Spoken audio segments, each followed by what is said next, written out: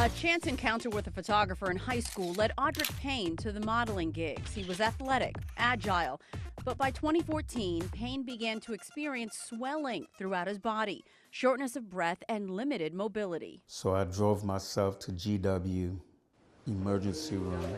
He was immediately admitted into the hospital, and after a week of tests, The diagnosis was end-stage renal failure. That means you can die at any point. the at-home dialysis became his lifeline. When doctors approved him for the United Network for Organ Sharing, he was number 180 out of 100,000 on the national wait list. He would have been waiting for a deceased donor kidney, and that can take 5 to 7 to 8 years in this area. So most of the people that are placed on the wait list are going to die. Those deaths, Dr. J. Keith Melanson says, occur because there are more people in need of organ transplants than there are donors. He says 100,000 people are on the national organ donor wait list, and approximately 20,000 will receive a transplant. The doctor agrees with experts who say the UNOS transplant system needs an overhaul. So 80,000 people that are still on that list, after the 20,000 transplants are done, they're going to wait until the next year. But then there are another 20,000 people that are going to be added to the list. Since 2015, the director of the Transplant Institute of George Washington Hospital has been on a mission to reduce patient wait times and save lives through living organ transplant donations. There's a huge benefit when you get a live donor compared to a deceased donor. You take the kidney out of the donor and it goes immediately into the recipient, and it starts to work immediately. We are focusing on trying to educate that community.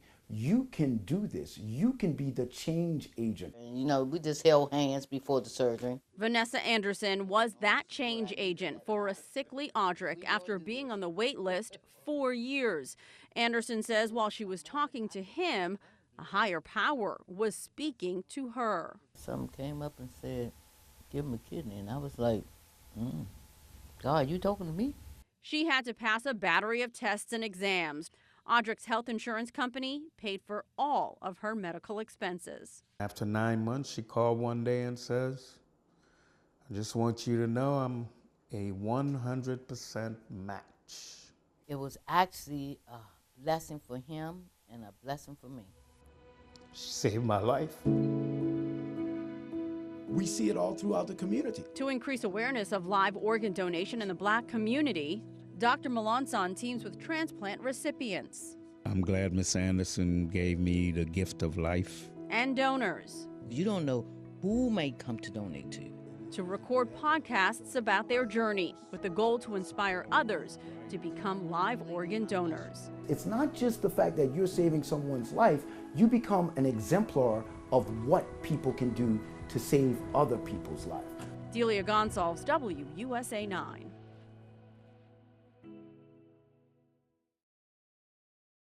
When I was a medical student and a resident, I saw firsthand what efforts like education can do in a community. Because as a medical student at Tulane University in New Orleans, I saw that African Americans never donated their organs after death.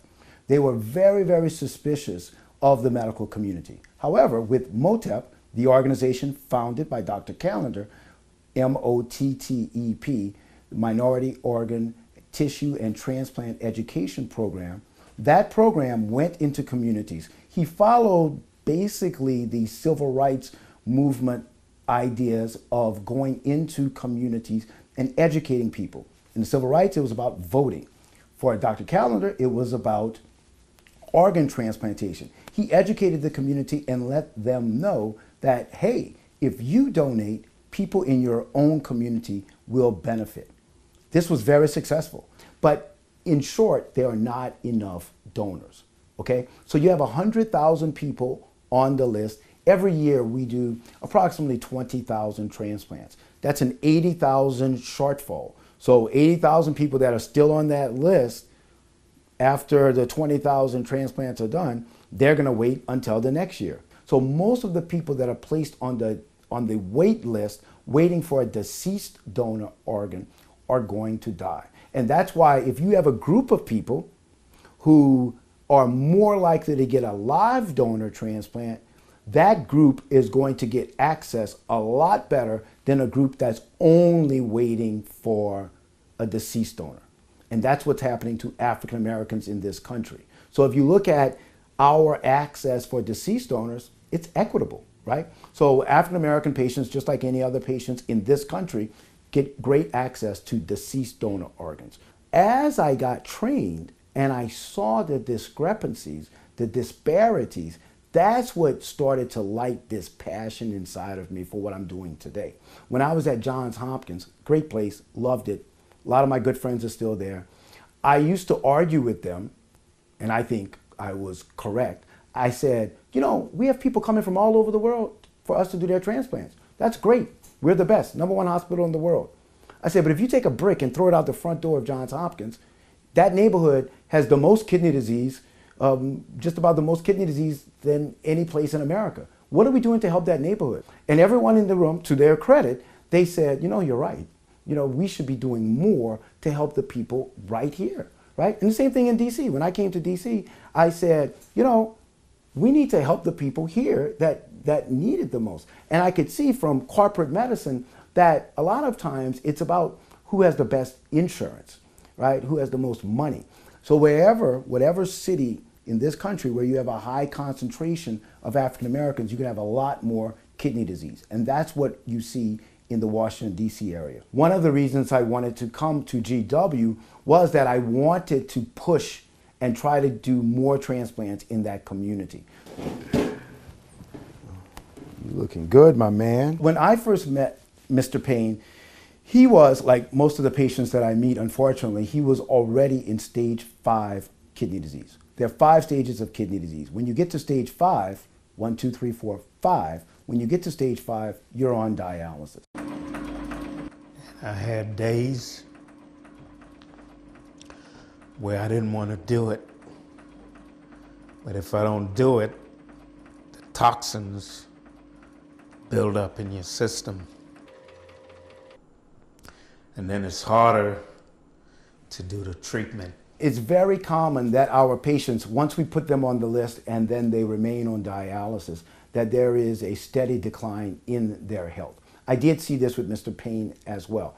And very shortly after I met him, we placed him on the wait list for a kidney transplant. The list that he was on, he would have been waiting for a deceased donor kidney, and that can take 5 to 7 to 8 years in this area to receive a deceased donor kidney transplant. When I joined, I was 180 at the bottom of the list, and then you move up. I know the statistics and what happens to people. It's not just that people die before they receive a transplant, but their health can deteriorate to a point where we have to take them off the list.